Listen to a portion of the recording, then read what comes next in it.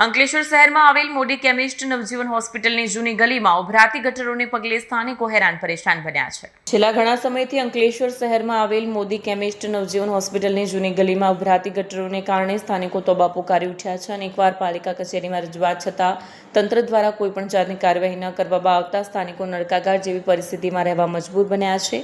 સફાઈ માટે આવતા કામદારો પણ ચા પાણીના રૂપિયા માંગતા હોવાનો આક્ષેપ છે, ત્યારે પાલિકા તંત્ર યોગ્ય પગલાં ભરે તેવી રહીશો માંગ કરી રહ્યા છે।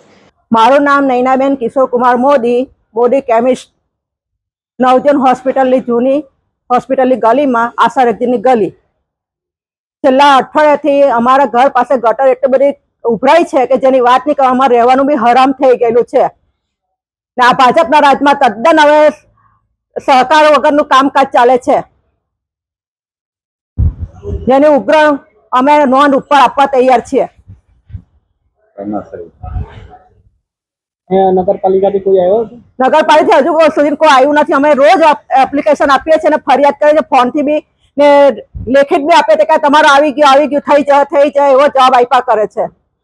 આના માટે અમારે ઉપર અરજી આપવાની છે કે આગળ કાર્યવાહી શું કરવી તે અમારે જવાબ જોવે। કાયમ માટે નિરાકરણ જોવાનું ના, કાયમ માટે નિરાકરણ જોવે ને જે સાફ કરવા હોય તે પૈસા માંગે છે ચા પાણીના। ટેન્કર લઈને અમે રોજ અઠવાડિયે કેટલા રૂપિયા આપવાના? તો પછી નગરપાલિકાનો ટેક્સ ભરવાનો અર્થ શું અમારો? અમને કોઈ સુવિધા તો મળવી જોઈએ ને। 2 વર્ષથી જયારે વોટ જોતા કે ભાજપને આપજો એમ કે છે, વોટ લેવા સારું ભાજપને અમને એ કરે છે જાણ જોઈને। વિશાલ ચૌહાણનો ફોન ઉઠકતો નથી ને અમારે ફોન ઉચકવા નથી લોકો, એવું થોડું ચાલે? અમે માણા નથી ને સભ્ય નથી, નગરપાલિકાના નાગરિક નથી અમે। 4 સભ્યો બેકાર છે ને વોટ તો લેવાનો ત્યારે કે અમને આપજો એમ ફરિયાદ કરે। તેના કરતા કોંગ્રેસ ના ફાળા છે ભાજપ કરતા તો।